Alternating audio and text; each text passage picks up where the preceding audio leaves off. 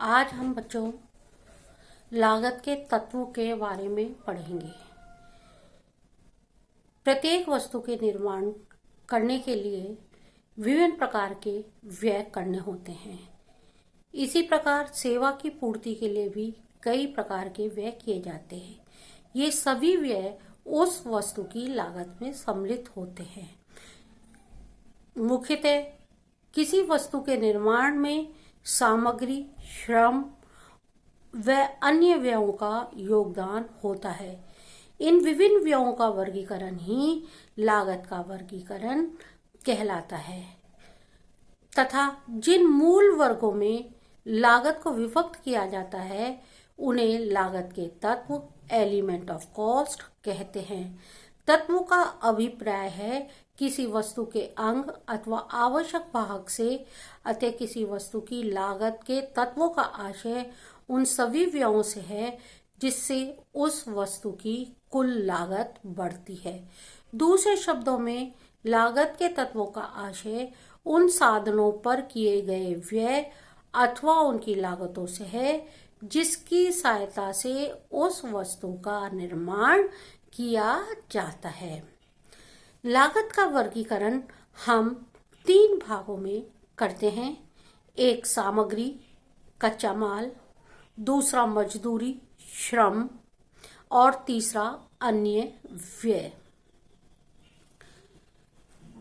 सामग्री या कच्चे माल की लागत किसी उत्पाद या उत्पादन या सेवा के उद्देश्य से काम में लिए गए किसी भी प्रकार के पदार्थ का मूल्य होता है।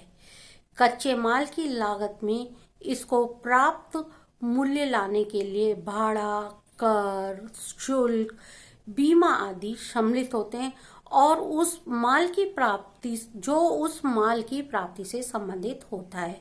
जबकि मिलने वाली छूट, बट्टा, शुल्क वापसी, मोटवेट, सैंडवेट इन सभी प्रकार के कर को सामग्री की लागत में से घटा दिया जाता है। श्रम लागत मजदूरी का दूसरा तत्व है। इसके अंदर हम स्थायी और अस्थायी कर्मचारियों को उनकी सेवाओं के लिए किया गया भुगतान सम्मिलित करते हैं। श्रम लागत में हम स्थानीय कर्मचारी, अस्थायी कर्मचारी, ठेकेदार के कर्मचारियों को भी दिए जाने वाला वेतन, मजदूरी सम्मिलित होता है। यहाँ वेतन और मजदूरी में वे सभी अतिरिक्त उपरिव्यय जैसे भविष्य निधि, अंशदान, ग्रेजुटी, सेवानिवृत्ति पे दिए जाने वाला लाभ आदि इसके अंदर हम इंक्लूड करते हैं।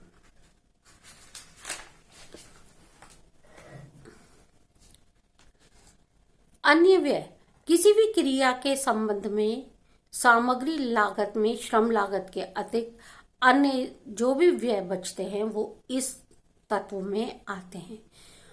उपयोगी सामग्री या सेवा के लिए किया गया व्यय, क्रय की गई सेवाओं के लिए भुगतान, कार्य कराने के लिए दी गई राशि आदि अन्य व्यय में सम्मिलित होते हैं।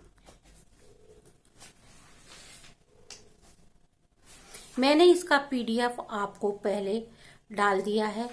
पीडीएफ में जो भी संबंधित आपको प्रॉब्लम आ रही है वो भी आप मुझसे पूछ सकते हैं। मैं आपको शॉर्ट में सामग्री के एलिमेंट ऑफ कॉस्ट को समझा रही हूँ। अब मैं बार बार आपको बोल रही हूँ सामग्री लागत। सामग्री लागत मटेरियल कॉस्ट। अब मैं इसे एक्सप्लेन करती हूँ। मटेरियल कॉस्ट किसी भी वस्तु के निर्माण में जो सामग्री प्रयोग में लाई जाती है उसे हम कहते हैं मटेरियल। यह लागत का प्रथम तत्व होता है। इसमें उन वस्तुओं की लागत सम्मिलित होती है जो एक व्यवसाय को प्रदान की जाती है। श्रम लागत किसी भी व्यवसाय के कर्मचारी को पारिश्रमिक देने पे जो खर्चा होता है उसे हम मजदूरी अथवा श्रम लागत कहते हैं। इसमें मजदूरी, वेतन, कमीशन, बोनस आदि को सम्मिलित किया जाता है। यह लागत का दूसरा तत्व है। व्यय सामग्री अथवा मजदूरी के अतिरिक्त अन्य सभी खर्चे मिलकर लागत के तीसरे तत्व का निर्माण करते हैं। इसमें किसी व्यवसाय को प्रदान की गई सेवा की लागत सम्मिलित होती है। व्यवसाय में संपत्तियों के उपयोग की काल्पनिक लागत को भी इसमें सम्मिलित किया जाता है। जैसे मूल्यह्रास एक काल्पनिक खर्चा है। लागत के इन तीनों तत्वों को 3 मूल वर्गों में विभक्त किए जाने मात्र से ही लागत का वर्गीकरण पूर्ण नहीं हो जाता है। प्रत्येक तत्व को पुनः 2 भागों में बांटा गया है, एक डायरेक्ट प्रत्यक्ष और एक इनडायरेक्ट अप्रत्यक्ष खर्चे के रूप में। अर्थात सामग्री लागत अर्थात मटेरियल कॉस्ट को एक डायरेक्ट मटेरियल कॉस्ट और एक इनडायरेक्ट मटेरियल कॉस्ट में बांटा गया है। प्रत्यक्ष सामग्री लागत और अप्रत्यक्ष सामग्री लागत में बांटा गया है। इसी तरह लेबर कॉस्ट को भी 2 भागों में बांटा गया है, एक प्रत्यक्ष मजदूरी डायरेक्ट लेबर कॉस्ट और एक इनडायरेक्ट लेबर कॉस्ट अर्थात अप्रत्यक्ष मजदूरी। व्यय भी हम 2 भागों में बांटते हैं, एक प्रत्यक्ष व्यय और एक अप्रत्यक्ष व्यय, डायरेक्ट एक्सपेंसेस और इनडायरेक्ट एक्सपेंसेस। अब सवाल उठता है कि ये प्रत्यक्ष और अप्रत्यक्ष सामग्री व्यय क्या है। किसी भी वस्तु के निर्माण में होने वाले खर्चों को हम 2 भागों में बांटते हैं। एक तो जो हम पर यूनिट पर इकाई हम चार्ज कर सकते हैं, वो तो होती है हमारी डायरेक्ट मटेरियल कॉस्ट। जैसे मान लीजिए इस कमरे को निर्माण करने में कितनी ईंटें लगी, हम बता सकते हैं कि इसके अंदर 10,000 ईंट लगी, तो ये इस कमरे की डायरेक्ट कॉस्ट हो गई। लेकिन हम ये कहें कि इसमें कितनी बजरी लगी, कितनी रोड़ी लगी, कितना सीमेंट लगा, इसे हम नहीं नाप सकते हैं, क्योंकि कुछ छोटी इकाइयां हैं। तो इसको हम क्या कह सकते हैं, ये अप्रत्यक्ष लागत है। क्योंकि कमरे में लगी हुई ईंटों को तो हम गिन सकते हैं, लेकिन और मटेरियल की लगने के बाद हम गिनती नहीं कर सकते हैं। तो हम यदि कहें कि किसी विशिष्ट उपकार्य या प्रकृति के लिए की गई सामग्री, किसी विशिष्ट उपकार्य या प्रक्रिया के लिए भंडार गृह से मंगाई गई सामग्री, प्राथमिक पैकिंग सामग्री को हम डायरेक्ट सामग्री कहते हैं। मैंने आपको उदाहरण देके बता दिया है। जो वस्तु पे डायरेक्ट हम काउंट करके लगा सकते हैं, वो तो हमारी कहलाती है प्रत्यक्ष सामग्री। उसके अलावा जो भी सामग्रियां हैं वो अप्रत्यक्ष सामग्री हैं। मैंने आपको नोट्स में लिखवा दिया है। और दूसरा आता है प्रत्यक्ष और अप्रत्यक्ष लागत। सामग्री की तरह भी मजदूरी पर होने वाले कुल खर्चे में को 2 भागों में बांटा गया है, प्रत्यक्ष और अप्रत्यक्ष। प्रत्यक्ष के अंदर जो डायरेक्ट पर यूनिट खर्चा किया गया है उसे हम कहते हैं प्रत्यक्ष सामग्री, और जो इनडायरेक्ट लगाया गया है उसको हम कहते हैं अप्रत्यक्ष खर्चा। जैसे मान लीजिए ये टेबल है, टेबल को बनाने में, एक टेबल को बनाने में एक मजदूर को 2 दिन लगते हैं, तो ये तो हम कहेंगे डायरेक्ट लेबर कि 2 दिन की लेबर एक टेबल को बनाने में लगी। और लेकिन उस टेबल को बनाने के लिए और जैसे कोई उसकी प्लाई चिपका रहा है, ये चिपका रहा है, वो एक साथ 15, 25, 30 टेबलों पे एक साथ कार्य कर रहा है, तो उस लेबर को हम अप्रत्यक्ष लेबर के रूप में डाल देंगे। या हम कहें कि उसका कोई सुपरवाइजर है, वो उसको ऑब्जर्व कर रहा है, तो उसकी कॉस्ट को हम क्या करेंगे, अप्रत्यक्ष लागत के अंदर डाल देंगे। अब आता है प्रत्यक्ष और अप्रत्यक्ष व्यय। देखो, सामग्री और श्रम के अलावा जो खर्चे होते हैं, जो कि हमारे सेल्स के अंदर भी काम आते हैं, जो हमारे ऑफिस में भी जो खर्चे होते हैं, उनको हम इसके अंदर इंक्लूड करते हैं। और उनको हम यदि इकाई पे खर्चे हो रहे हैं तो हम उनको डायरेक्टली एक्सपेंसेस कहेंगे, और इकाई पे डायरेक्ट नहीं हम एलोकेशन कर पा रहे तो वो इनडायरेक्ट खर्चे में आएगा।